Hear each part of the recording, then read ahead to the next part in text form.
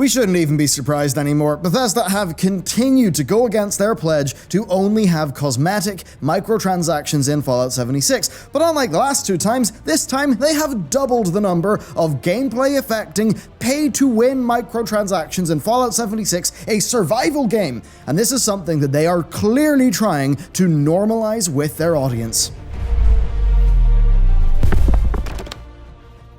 Hey everyone, and welcome back to another industry report. Today we've got another absurd story from Fallout 76, and while there had been glimmers of hope for the game with content updates adding new stuff for people to do, that has not applied to microtransactions, where the game has steadily been getting worse. And bear in mind, Bethesda initially said there'd only be cosmetic microtransactions. Times sure have changed, and it's no wonder why people find it pretty darn hard to trust the once loved game developer. As always, be sure to like, subscribe, and ring that bell if you enjoy our content and would like to be reminded by YouTube in the future. Those things really matter to YouTube. And pay special attention today, because including this, we've got 3 uploads today thanks to our expansion of the team. Okay, let's get into it. Fallout 76 first added premium repair kits to its Atomic shop. Now, these would allow players to repair their armor while out in the field, thereby increasing the time effectiveness of their gameplay sessions. This happened a good number of months ago, and Bethesda added that this was a suggestion from the players. They really tried to frame it like that, even though it absolutely was a gameplay impacting microtransaction. In the original post, they said they would do more, and oh boy have they, because shortly enough after that, Bethesda then added scrap kits. These would turn junk items in your inventory into crafting items and then transport them back to your stash.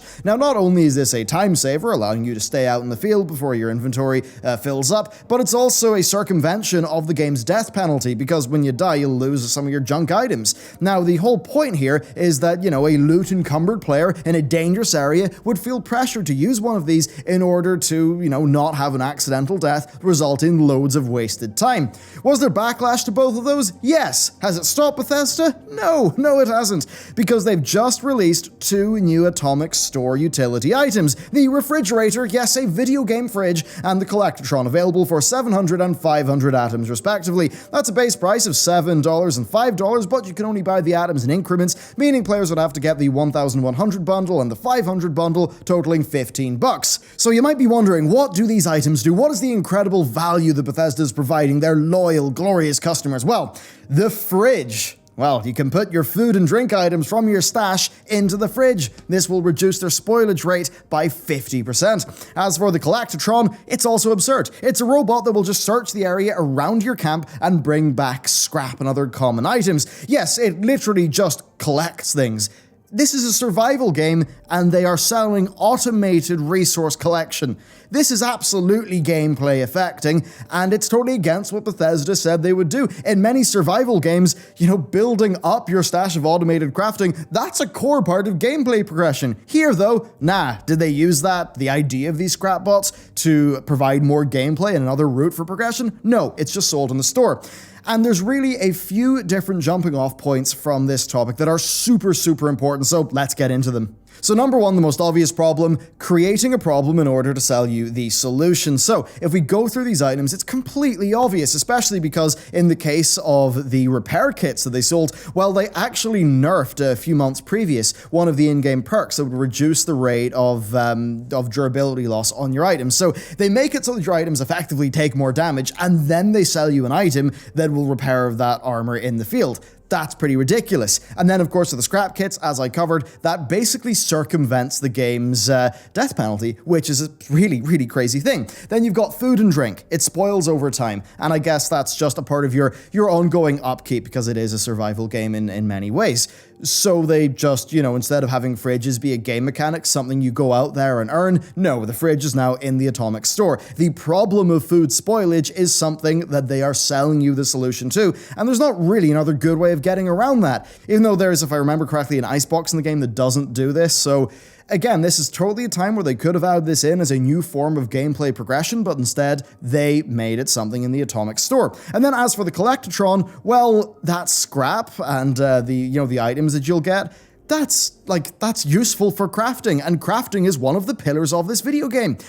So in all of these cases, it is basically just either selling you a little bit of power and convenience, or it's just making a big problem that you will always have to, fight against, and basically just saying, hey, you know all that upkeep you've got to do for this problem we created? Guess what? You can kind of get around that if you buy this microtransaction. So doing that is pretty darn scummy, and the problem here is that it misaligns the incentives when balancing the game, because while you can't 100% say that they will balance aspects of the game in order to make these look more attractive, there is a clear financial incentive there. Now, there are some developers where, based on their history, even if one of those conflicts of incentives exists, you could probably trust the developer to do right by their players.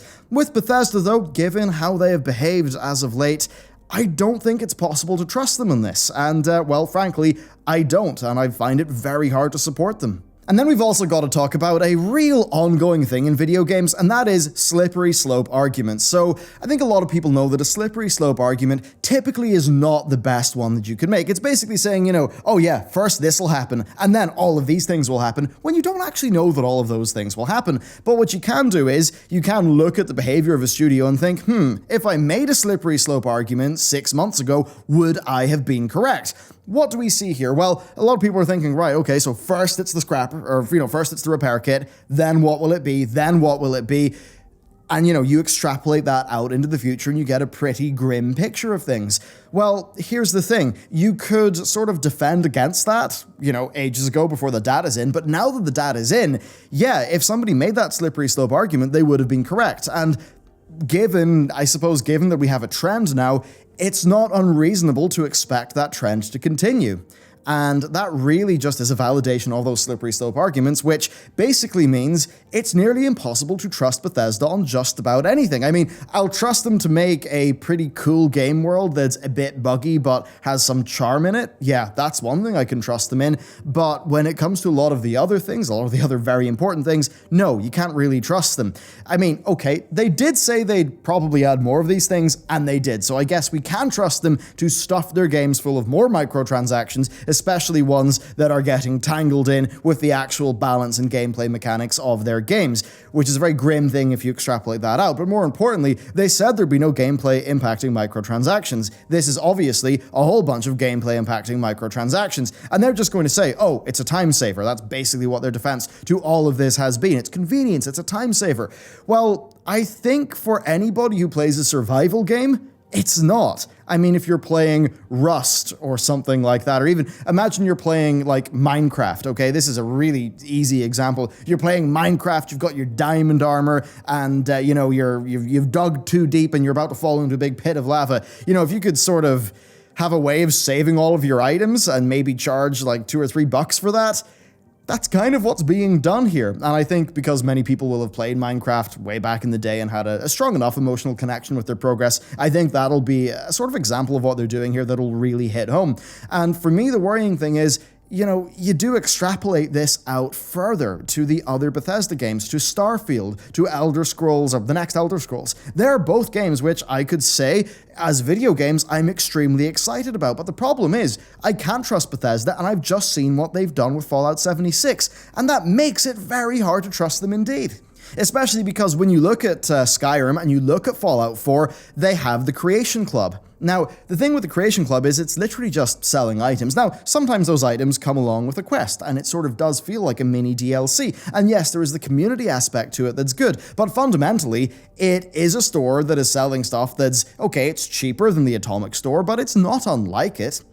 And that means that when we move forward into these two new single-player first Bethesda games, I mean, I'm fairly sure there will be an in-game shop. I can't say for sure. I'm not Nostradamus. I don't literally know the future. But given their actions, it's pretty darn hard to see them doing otherwise. And given what we've seen here, I wouldn't even be surprised if they put time savers into them. I mean, time savers in single-player games, they have happened before. It would be a bit wild if they did it in a Bethesda RPG. But again, based on what we've seen here, can anyone be surprised? No, I don't think so. And it's really sad to say that. So many of us love the worlds that this studio has created. And, just to see that go south so quickly, it's really quite sad. I mean, these games are ones that people will literally look forward to for years.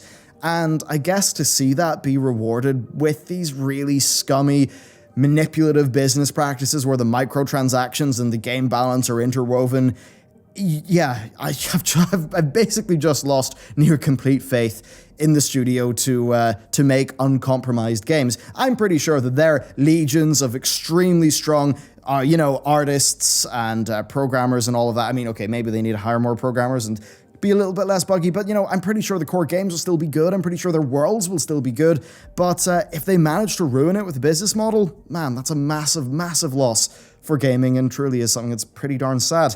So there you go. That's this update and what's going on in Fallout 76 and how it's a number of worrying precedents. I'd love to know what you think about this down below, especially, how much do you think this will extrapolate to Bethesda's future single-player focused titles? I'd love to know what you think there. But that's it from me. Thank you very much for watching this video. Be sure to check out the other two that will launch on the channel today. And with that, I will see you next time.